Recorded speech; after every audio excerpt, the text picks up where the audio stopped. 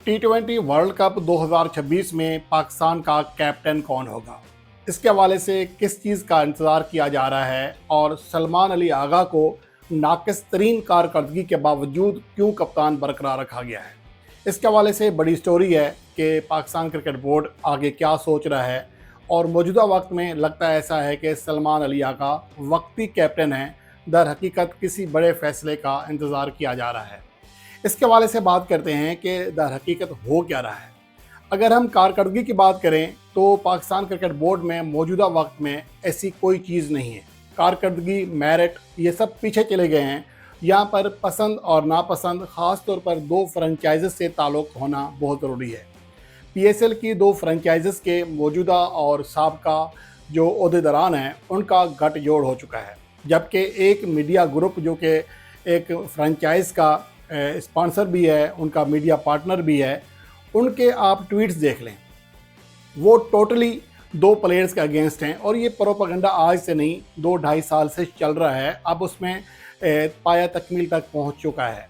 अब यहाँ पर आप ये देख लें कि मोहम्मद रिजवान, जिसकी कप्तानी में पाकिस्तान ने ऑस्ट्रेलिया में 22 साल के बाद वनडे सीरीज़ जीती थी, उसका क्रेडिट गो के हारिस रऊफ को जाता है जिसने आउट क्लास परफॉर्मेंस दी।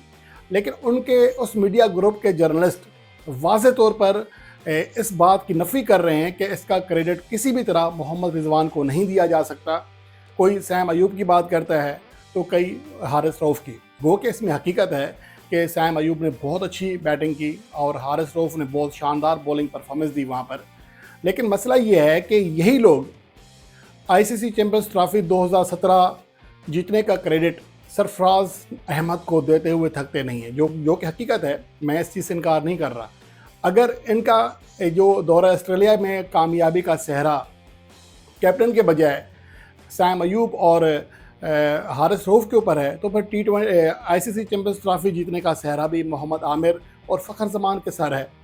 वहाँ पर ये बात नहीं की जाती। मैं यहाँ पर इनका दोगलापन बता रहा हूँ आपको। अब मसला ये है कि पाकिस्तान की जो मौजूदा टीम है, इसमें जो प्लेयर्स खेल रहे हैं, अगर आप नतायज के लिहाज से, कारकर्दगी के लिहाज से, फॉर्म के लिहाज से देखें तो इनमें से किसकी जगह पाकिस्तान की T20 टीम में बनती है।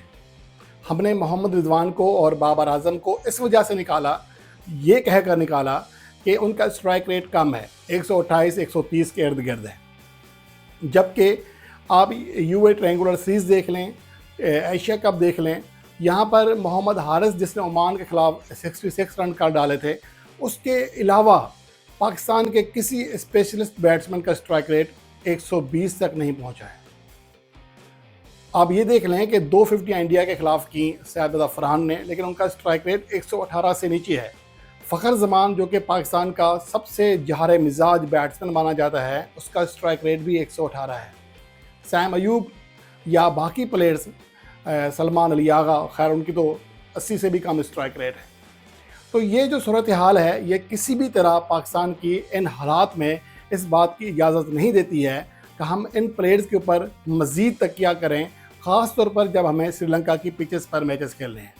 अब आप देख लें कि बांग्लादेश जहाँ पर स्पिनर को मदद मिलती है, वहाँ पर भी पाकिस्तान के ये तमाम बैटर्स फेल हुए। ये नहीं कि सिर्फ स्पिनर्स के ख़िलाफ़ फेल हुए, पेसर के ख़िलाफ़ भी फेल हुए, दौरा वेस्ट इंडीज़ में फेल हुए, UAE ट्रायंगुलर सीरीज़ में जो शारजा के मैचेस थे वहाँ पर फेल हुए। फिर उसके बाद अबू धाबी और दुबई में जो मैचेस खेले गए एशिया कप के, वहाँ पर भी फेल हुए। तो सिमिलर कंडीशंस आपको T20 वर्ल्ड कप 2026 में मिलेंगी, बल्कि श्रीलंका में शायद स्पिनर्स को इससे भी ज़्यादा मदद मिलेगी। और हमारे पास वो प्लेयर्स हैं जो कि तकनीकी तौर पर साउंड नहीं हैं। सलमान अली आगा आते ही रिवर्स स्वीप खेलने की कोशिश करते हैं, अपनी विकेट गंवा देते हैं, और जब मोहम्मद हारिस से शॉट नहीं लगता वो भी एड़े तिरछे शॉट खेलते हैं, क्योंकि उनके पास तकनीक नहीं है। और यही वो चीज़ है जो कि समझने की ज़रूरत है। लेकिन इसको समझने के बजाय यही सोचा जा रहा है कि किसी तरह बाबर आजम और मोहम्मद रिजवान को टीम से दूर रखा जाए। उसकी जो रीज़न्स हैं फ़िलहाल मैंने आपको बता दी हैं कि काफ़ी चीज़ें हैं जो कि जिनका ताल्लुक़ क्रिकेट से नहीं है, नॉन क्रिकेटिंग इशूज़ हैं। ख़ास तौर पर जो कुछ स्पॉन्सर हैं जो कि जुए का काम करते हैं, उनको अपनी शर्ट पर चस्पा ना करना या छुपाना, ये वो चीज़ है जो इन दोनों प्लेयर्स के लिए बहुत बड़ा जुर्म बन चुकी है। और उसके अलावा ये भी बताया जाता है कि इनके होते हुए टीम में कोई गड़बड़ भी पॉसिबल नहीं है, जैसा कि माजी करीब में होती रही हैं। आपने देखा होगा कि स्पॉट फिक्सिंग का जो मसला था 2010 का, उसके आने के बाद पाकिस्तान टीम काफ़ी संभली है, ख़ुद को बिल्कुल चेंज किया। मिसबाह उल हक को आप जितना क्रिटिसाइज़ करें कर सकते हैं, लेकिन उनकी जो मौजूदगी में जो टीम का माहौल बना उसको आप क्रिटिसाइज़ नहीं कर सकते। पाकिस्तान टीम बेहतर अंदाज में चल रही है, लेकिन अब हमारी जो क्रिकेट है 15 साल गुजरने के बाद एक बार फिर उस जानिब करवट बदल रही है। कोई इस बात को माने या ना माने, मैं इसकी निशानदेही कर चुका हूँ कल भी, और आगे भी जो सूरत हाल है वो कुछ ज़्यादा अच्छी नहीं लग रही है, तो मुझे और कोई वजह समझ नहीं आ रही है। अब आते हैं कैप्टन के हवाले से कि दर हकीकत T20 वर्ल्ड कप 2026 का जो कैप्टन होगा वो कौन होगा। इस वक्त सबसे ज़्यादा जो कोशिश की जा रही है कि किसी भी तरह बाबर आजम और मोहम्मद रिजवान को टीम से दूर रखा जाए, क्योंकि कल को ये कैप्टनसी के कैंडिडेट ना बन जाए।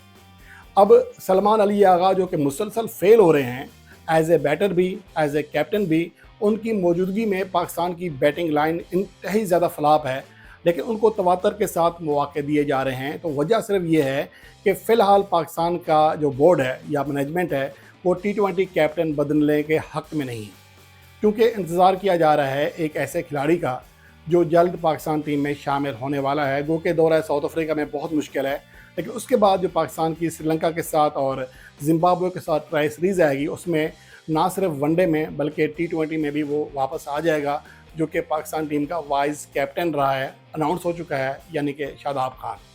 शादाब खान को T20 वर्ल्ड कप 2026 में पाकिस्तान की team management as a captain देख रही है, और इसी वजह से फ़िलहाल सलमान अली आगा को नहीं हटाया जा रहा है। साथ साथ ये भी देखा जा रहा है कि क्या सलमान अली आगा अपनी कारकर्दगी को मज़ीद बेहतर कर सकेंगे, क्योंकि जितने मौके सलमान अली आगा को मिले हैं शायद ही किसी को मिले।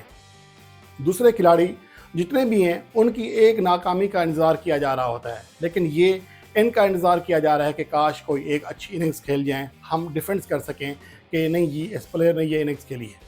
ये कुल्ली तौर पर वाज़ेह है कि आप ये कैसे कह सकते हैं कि एक 130 के स्ट्राइक रेट से खेलने वाला खिलाड़ी T20 क्रिकेट के खेलने काबिल नहीं है, जिसने 3 सेंचुरियाँ की हुई हैं, जबकि दूसरा 100 के स्ट्राइक रेट से खेल रहा है, उसको आप T20 का स्पेशलिस्ट और मॉडर्न कैप्टन करार दे रहे हैं, मॉडर्न बैटर करार दे रहे हैं।